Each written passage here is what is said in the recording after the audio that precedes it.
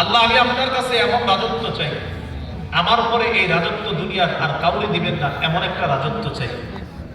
এই দুইটা দোয়া আল্লাহ সুলাইমান নবীর জীবন দশাতেই কবুল করে ফেলছে। সুলাইমান নবীর বিচারে কোনো ভুল হইত না, আর তাকে আল্লাহ রাজত্ব দিছে। কি রাজত্ব? মানুষের, জিনের, বাতাসের, পিপিলিকার ভাষা পর্যন্ত দিয়ে বুঝতে পেরেছে। রয়ে গেল আরেকটা, সেটা কি? আল্লাহ এই বাইতুল মুকাদ্দাসে কোনো মুসলমান যদি নামাজের নিয়তে আসে, নামাজ পড়ে যখন বের হবে, সে যেন এমন ভাবে বের হয় যেন তার মা আজকে তাকে জন্ম দিয়েছে, গুনাহ থেকে তাকে আপনি এমন নিষ্পাপ বানায় দেবেন। আমাদের নবী বলেন, আমি নবী আশাবাদী বাইতুল মুকাদ্দাসে কেউ নামাজের নিয়তে গিয়ে নামাজ পড়ে যদি বের হয়, তাকে নিষ্পাপ শিশুর মতো আল্লাহ। আল্লাহ আমাদের সকলকে সেই বাইতুল মুকাদ্দাসে নিরাপদে যেন সফর করতে পারি, আল্লাহ তৌফিক দান। বুখারীর বর্ণনা 1189 নম্বর হাদিস। এই হাদিসটা শোনার আগে আমার সাথে একটু বলেন বাইতুল মুকাদ্দাস পৃথিবীতে মর্যাদাপূর্ণ মসজিদের মধ্যে তৃতীয় মসজিদ বাইতুল মুকাদ্দাস। জবাব দেন আপনারা, বলেন তো মর্যাদায় তৃতীয় মসজিদ পৃথিবীতে কোনটা? বাইতুল মুকাদ্দাস। সহিহ বুখারীর 1189 নম্বর হাদিসে আছে, লা তুশাদ্দুর রিহাল ইল্লা ইলা সালাসাতি মাসাজিদা আল মাসজিদিল হারাম ওয়া মাসজিদির রাসূল সাল্লাল্লাহু আলাইহি ওয়াসাল্লাম ওয়া মাসজিদিল আকসা। নবী বলেন তিনটি মসজিদে সফর করা উচিত। একটা হলো মসজিদে হারাম, আরেকটা হলো মসজিদে রাসূল মসজিদে নববী যেটা মদিনায়, আরেকটা হলো বাইতুল মুকাদ্দাস। আমাদের অনেকের দুইটা সফর হয়েছে। আমরা আশাবাদী জিহাদের জন্য হোক আর নামাজের জন্য হোক, আমাদের তৃতীয় সফরটাও হবে ইনশাআল্লাহ। এবার আমার সাথে বলেন পৃথিবীতে সবচেয়ে প্রাচীনতম দ্বিতীয় মসজিদ বাইতুল মুকাদ্দাস। দেখি আপনাদেরকে একটা পরীক্ষা করি, বলেন তো পৃথিবীর সবচাইতে মর্যাদায় তৃতীয় মসজিদ কোনটা? আর প্রাচীনতম জানি কত? দ্বিতীয়। মাশাআল্লাহ। মর্যাদায় কত? প্রাচীনতম। মাশাআল্লাহ। মর্যাদায় আর প্রাচীনতম। এই তো আপনাদের বুঝাইতে যেতেছে, ছাত্রদেরকে অনেকক্ষণ বুঝাইতে হয়, আপনারা তো সহজে বুঝে ফেলতেছেন। মাশাআল্লাহ। আমি তো এইগুলা ক্লাসেও বলি, আপনাদেরকেও বলতেছি। এর মানে আমি ওয়াজের ময়দানে যেগুলো বলি, ক্লাসে এগুলোই বলি। অর্থাৎ আপনি মনে করেন না যে হুজুর কোন এটা ওয়াজ, এই জায়গায় ক্লাস, এই জায়গায় এটা, এখানে যেটা। রাসূলুল্লাহ সাল্লাল্লাহু আলাইহি সাল্লামের সাহাবী আবু যর গিফারী রাদিয়াল্লাহু তাআলা আনহু বর্ণনা, বুখারীর 3366 নম্বর হাদিস।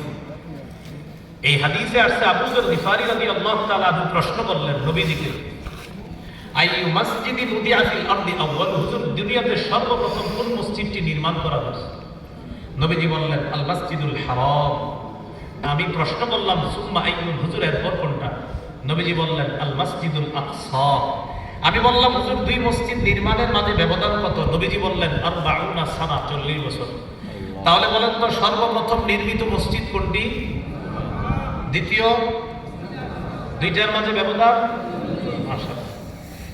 আল্লাহ আমাদের সকলকে এই প্রাচীনতম দ্বিতীয় মসজিদ আল্লাহর ঘর আর পৃথিবীর সবচাইতে মর্যাদায় 3 নম্বর মসজিদ, সেখানে যেন আমরা নিরাপদে অথবা জিহাদের জন্য আল্লাহ কবুল করে, আল্লাহ তৌফিক দান। বাইতুল মুকাদ্দাস মুসলমানদের এক সময়ের কিবলা। মুসনাদে আহমদের হাদিস 2991 নম্বর হাদিস, 2991। কানা রাসূলুল্লাহ সাল্লাল্লাহু আলাইহি ওয়াসাল্লাম ইউসাল্লি ওয়া হুয়া ফি মক্কা নাহওয়া বাইতুল মাকদিস ওয়াল কাবাতু বাইনা ইয়াদাইহি। নবীজি কাবা সামনে রাইখা লম্বা একটা সময় বাইতুল মাকদিসের দিকে ফিরে সালাত আদায় করতেন রাসূল সাল্লাল্লাহু আলাইহি ওয়াসাল্লাম। 17-18 মাস এইভাবে নামাজ পড়ার পর খালি আসমানের দিকে তাকায়, মনটা চায় কাবার দিকে ফিরে নামাজ পড়তে, কিন্তু মুখ দিয়ে বলে না। আল্লাহ তাআলা বললেন কদ নারা তাকাল্লুবা ওয়াজহিকা ফিস সামা, হাবিব আপনি যে মাথাটা উঠান আর নামান কেন আমি কিন্তু জানি, আপনার মনটা চায় কাবাটা যেন আবার কিবলা বানায় দেই, ঠিক না? আমি কিন্তু জানি, আপনি মুখ দিয়ে বলেন না, ঠিক আছে। ফালা নুওয়াল্লিয়ান্নাকা কিবলাতান তারদাহা, আপনি যেটাকে চাইতেছেন আমার কিবলা, আমি খুব তাড়াতাড়ি আপনার চেহারাটা ওই কাবাকে কিবলা করে আবার ঘুরে দেব। সুবহানাল্লাহ। নবী নামাজ জিবরিল আমিন আসলেন, নামাজ মোটামুটি অর্ধেক হয়েছে। জিবরিল আমিন এসে বললেন, চেহারা তাড়াতাড়ি ঘুরান কাবার দিকে। কেন? কেবলা পরিবর্তন হয়ে গিয়েছে। নবী অর্ধেক নামাজ পড়লেন বাইতুল মাকদিসের দিকে ফিরে, আর অর্ধেক পড়লেন কাবার দিকে ফিরে। এই জন্য এই মসজিদকে বলা হয় মসজিদু জিল কিবলাতাইন, দুই কিবলার মসজিদ, মানে এক নামাজ দুই কিবলার দিকে ফিরে। সুবহানাল্লাহ। যাই হোক, চলে আসি আবার সুলাইমান নবী, মনে আসেনি? এটা নির্মাণ করলেন। আরেকটা কথা বলি, আমাদের নবীজির মেরাজের রাতের স্মৃতি বিজড়িত স্থান ওই মসজিদ। সেই মসজিদের 172 নম্বর হাদিস, লম্বা হাদিসের অংশ বিশেষ, মাদ্রাসার পাঠ্যপুস্তক অনুসারে মোট হাদিস সংখ্যা হবে 3033টা, এই হিসাবে 172 নম্বর হাদিস। রাসূলুল্লাহ সাল্লাল্লাহু আলাইহি ওয়াসাল্লাম বলেন, ওয়াকাদ রাআইতুনি ফি জামাআতিন মিনাল আম্বিয়া, আমি বাইতুল মুকাদ্দাসে দেখলাম অনেক নবীদের মাঝে, জানো হঠাৎ দেখি মুসা নবী দাঁড়ায় দাঁড়ায় নামাজ পড়তেছে। ফাইদা হুয়া রাজুলুন জাদুন দরবুন কাআন্নাহু মিন রিজালিশ শানুআতা, মুসা নবীকে দেখে আমার কাছে মনে হলো তিনি ছিপছিপে মধ্যম ধরনের লম্বা একজন মানুষ। মুসা নবী তিনি সালাত আদায় করতেছেন। ফাইদা হুয়া ঈসা কাইমুন ইউসাল্লি, হঠাৎ দেখলাম ঈসা আলাইহিস সালাতু ওয়াস সালাম নামাজ পড়তেছে।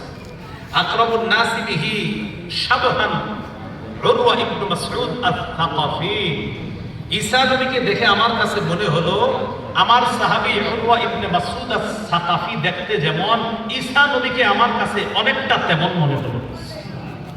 ওয়াইদা হুয়া ইব্রাহিম কাইমুন ইউসাল্লি, হঠাৎ দেখি ইব্রাহিম নবী নামাজ পড়ে। ফাইদা হুয়া আশবাহুন নাস বিহি শাবহান সাহিবাতুন ইয়ানি নাফসা, নবীজি বললেন ইব্রাহিম নবীকে তোমাদের এই সাথীর মতো মনে হলো, মানে আমি নবী মুহাম্মদ সাল্লাল্লাহু আলাইহি সাল্লাম দেখতে যেমন, ইব্রাহিম নবীকে আমার কাছে অনেকটা তেমনই মনে হয়। তো রাসূলুল্লাহ সাল্লাল্লাহু আলাইহি সাল্লামের স্মৃতি বিজড়িত স্থান বাইতুল মুকাদ্দাস। এবার আসেন পূর্বের আলোচনায় চলে আসি। বাইতুল মুকাদ্দাস, বনি ইসরাইলের ইমানি শাসন ফিলিস্তিনে কয় বছর ছিল? কয় বছর ছিল? 80 বছর। দাউদ নবীর কয় বছর? সুলাইমান নবীর 80 বছর। সুলাইমান আলাইহিস সালাতু ওয়াস সালাম বিদায় নিলেন। বিদায় নেওয়ার পর বনি ইসরাইলের 12টা গোত্র ছিল। 10 গোত্র মিলে এক দল হয়ে গেল, আর 2 গোত্র মিলে আরেক দল হলো। এখানে উত্তর দক্ষিণ কোনটা? সম্ভবত এটা দক্ষিণ, এটা উত্তর, নাকি পশ্চিম কোনটা? আচ্ছা, দক্ষিণ কোনটা? আচ্ছা, এবার দেখেন, দক্ষিণ উত্তর, আমি 2 হাত দুই দিকে করছি, এটা উত্তর এটা দক্ষিণ। 12 দলের মধ্যে 10 দল মিলে এক দল হলো, তারা ফিলিস্তিনের উত্তরে বসবাস করতে লাগলো, আর 2 দল মিলে এক দল হলো, তারা দক্ষিণে বসবাস করতে লাগলো। উত্তরে যারা বসবাস করতে লাগলো তারা একটা সাম্রাজ্য গড়ে তুললো, এটার নাম ইসরায়েলি সাম্রাজ্য। দক্ষিণে যারা বসবাস করতে লাগলো তারা একটা সাম্রাজ্য গড়ে তুললো, এটার নাম ইয়াহুদা সাম্রাজ্য। ইসরায়েলি সাম্রাজ্য যারা ফিলিস্তিনে, তারা 202 বছর শাসন করল।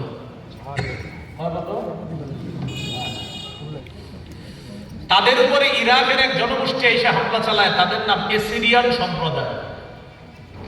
তারা হামলা চালায় 202 বছরের ইসরায়েলি সাম্রাজ্য তছনছ করে দিয়েছে। দক্ষিণেরটা ছিল ইয়াহুদা সাম্রাজ্য, তারা আরো 150 বছর শাসন করছে। 202 আর 150 হয় 352 বছর। কিন্তু এই 352 বছর কোনো সুখবর ইতিহাস না, শিরিকের, কুফরের, হিংসা, বিদ্বেষ, জিজ্ঞাসার ইতিহাস, ভালো ইতিহাস না। তারা উত্তরে, তারা দক্ষিণে বসবাস করতে লাগলো। তাদের উপর হামলা চালাইলো ইরাকের বাদশা বুখতে নসর, বাইতুল মুকাদ্দাসটা ধ্বংস করে দিল। 40,000 ইহুদিকে বন্দী করে ইরাকে নিয়ে গেল বুখতে নসর। এরপর ফিলিস্তিন দখল করে যারা, তাদেরকে বলা হয় বেবিলন। কি বলা হয়? বেবিলন।